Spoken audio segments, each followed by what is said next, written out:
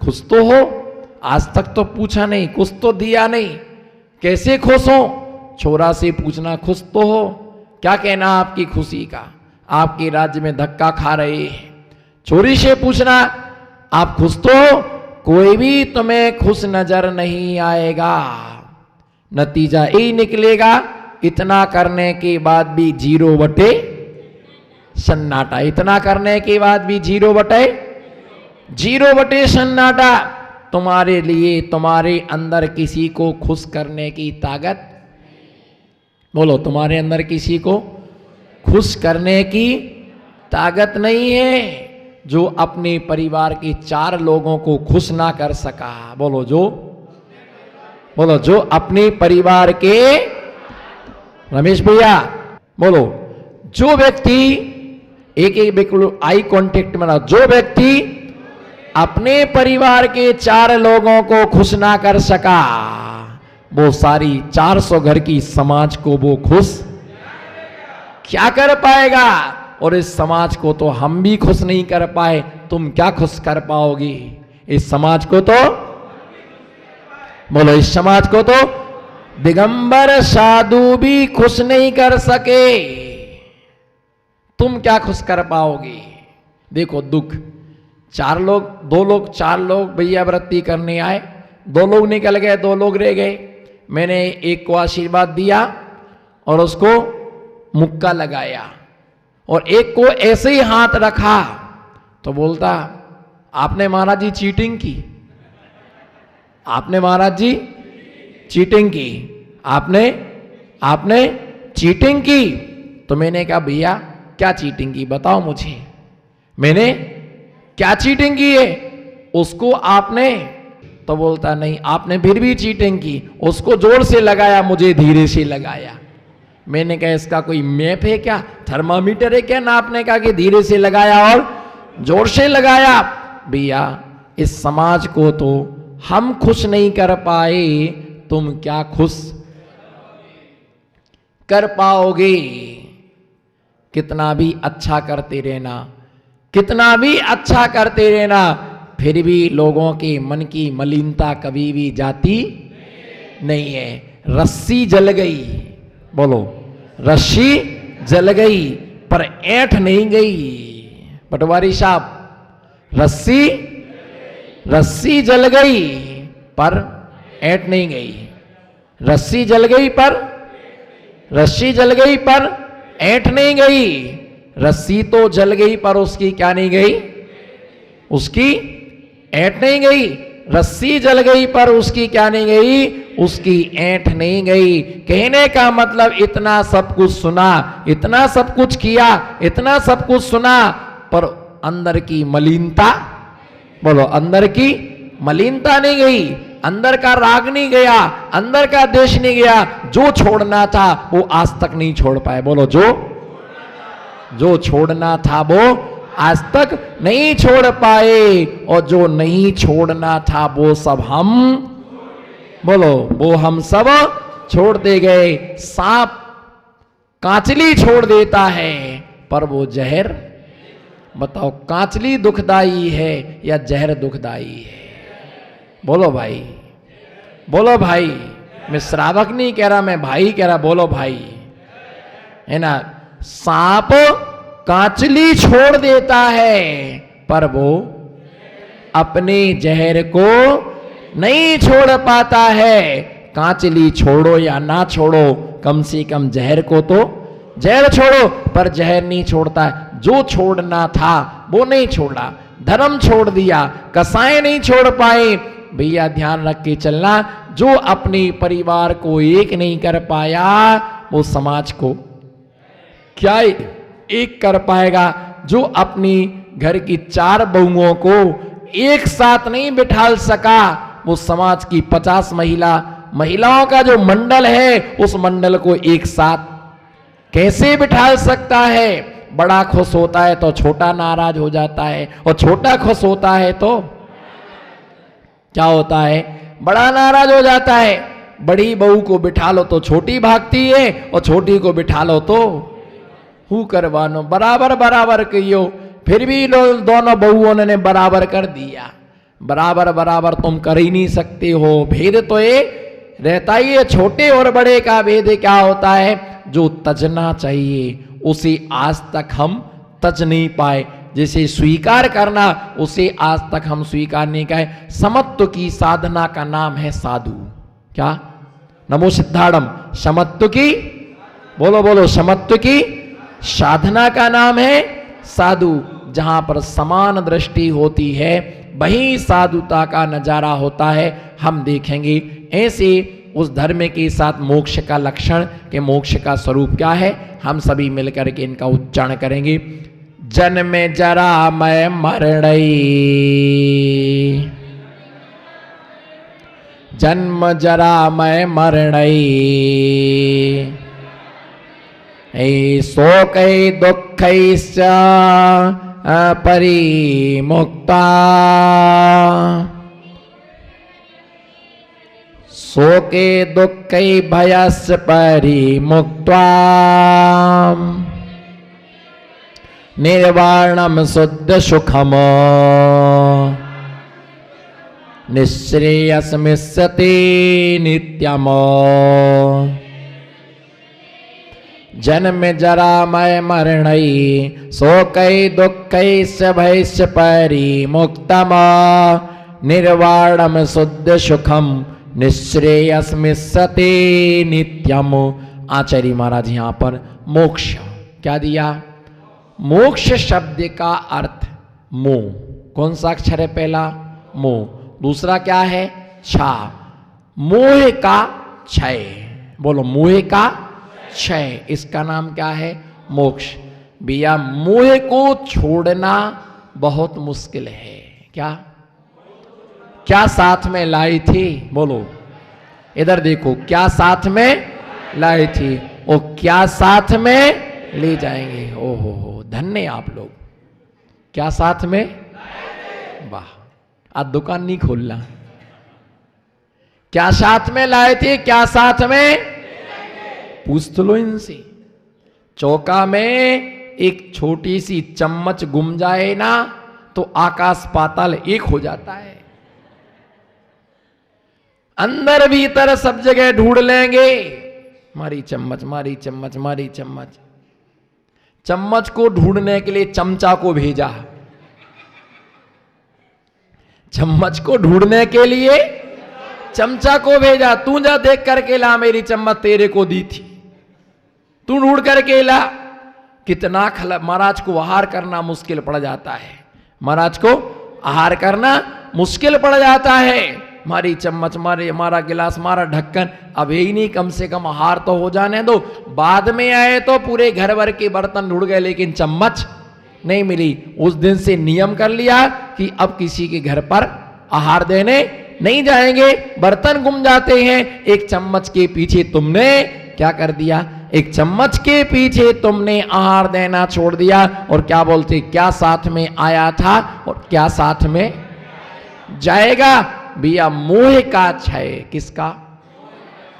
मोह का क्षय। चलो आज मैं आपको पद्म पुराण के ऑफिस में लेकर के मैं आपको चलता हूं। पद्म पुराण के ऑफिस में मैं आपके लिए लेकर के चलता हूं। वहां का अन्वेषण, वहां का खोज, वहां की रिसर्च है ना, वहां का रिसर्च तुम करना कि पद्म पुराण में रविशरण स्वामी आचार्य क्या लिखते हैं। मोह कितना विचित्र होता, तद्वा मोक्षगामी छायक सम्यक दृष्टि बलभद्र राम। बलभद्र राम जो थे उनका लक्ष्मण के साथ अत्यंत प्रगाढ़ स्नेह था। किसके साथ? लक्ष्मण के साथ अत्यंत स्नेह था। कभी किसी के साथ ऐसी मजाक नहीं करना, नमो सिद्धाड़म। कभी किसी के साथ ऐसी मजाक नहीं करना जिससे दूसरे के प्राण चले जाएं। बोलो, कभी किसी के साथ। हमने तो ऐसे ही कहा था। बोलो, हमने तो ऐसे ही कहा था। ऐसे कैसे तुमने कह दिया? क्या भगवान ने तुमको बुद्धि नहीं दी? मोक्ष का स्वरूप चल रहा। किसका स्वरूप चल रहा है? रत्नकर्ण श्रावकाचार ग्रंथ में 131 नंबर के श्लोक में मोक्ष का स्वरूप चल रहा। हमने तो ऐसे ही कहा था। बोलो, हमने तो, नमो सिद्धाड़म, हमने तो ऐसे ही कहा था, मजाक मजाक में कहा था, धर्म के क्षेत्र में मजाक नहीं चलती है। बोलो, धर्म के क्षेत्र में मजाक नहीं चलती। ये बच्चों का खेल नहीं है, कर्म सिद्धांत है। होश में आकर के बोलना। ऐसा हो प्रस्ताव, बोलो ऐसा हो प्रस्ताव, बाद में ना हो पछताओ। ऐसा हो प्रस्ताव, बाद में ना हो पछताओ। ऐसी मजाक मत करना, किसी की धड़कनें बंद हो जाएं। रत्नचूल प्रशंसा हो रही थी, स्वर्ग में पारसोला की भी प्रशंसा हो रही है। स्वर्ग में कोई खड़ा होके बोल सकता है कि आपने कैसे कह दिया पारसोला की स्वर्ग में प्रशंसा हो रही? कोई तुम अवधि ज्ञानी थोड़ी हो, मना पर्याय ज्ञानी थोड़ी हो। हाँ, बिल्कुल सही आपका कहना। अगर कोई खड़ा होके बोल भी दे तो मुझे बुरा नहीं लगेगा, मुझे बुरा नहीं लगेगा। मुझे मालूम है आप बोल भी दोगे तो मैं बुरा मानने वाला नहीं हूं, मैं बुरा मानने वाला नहीं हूं। क्षुद्र व्यक्ति की बात से राजा कभी क्षोभ को प्राप्त नहीं होता है। बोलो, क्षुद्र व्यक्ति की बात से कभी राजा क्षोभ के लिए प्राप्त नहीं होता है। स्वर्ग में चर्चा चल रही थी कि लक्ष्मण और राम में अटूट स्नेह है। क्या? राम में और लक्ष्मण में अटूट स्नेह है। ऐसा स्नेह इस धरती पर किसी में नहीं है। तो रत्न चूल और मृगचूल देव के लिए ये अच्छा नहीं लगा। वो ईर्षा से जल उठी, भड़क उठी। चलो अपन दोनों परीक्षा लेने चलते हैं। मरुस्थल पर आए और उन्होंने जाकर के लक्ष्मण के लिए सूचना दी। ऐसा एक आदमी जा रहा था, अंतापुर के लोग उनके पीछे पीछे उदास होकर चल रहे थे और नयनों को नीचे करके बोला, हे लक्ष्मण, राम की मृत्यु हो गई है। हे लक्ष्मण, राम की मृत्यु हो गई है। इतना सुनते ओहो ओहो, और उसी समय उन्होंने अंतिम सांस ली और प्राणों को तज दिया। जैसे ही मृत्यु होती है, रत्नचूल और मृगचूल नाम के दोनों देव घबरा जाते।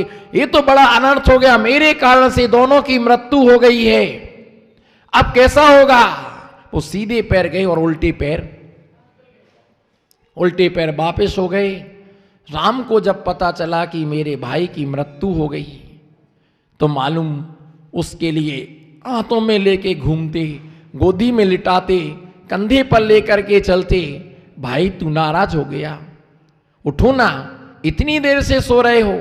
पानी पिलाता है, चुंबन करता है, हाथ सहलाता है, छाती पर हाथ फेरता है।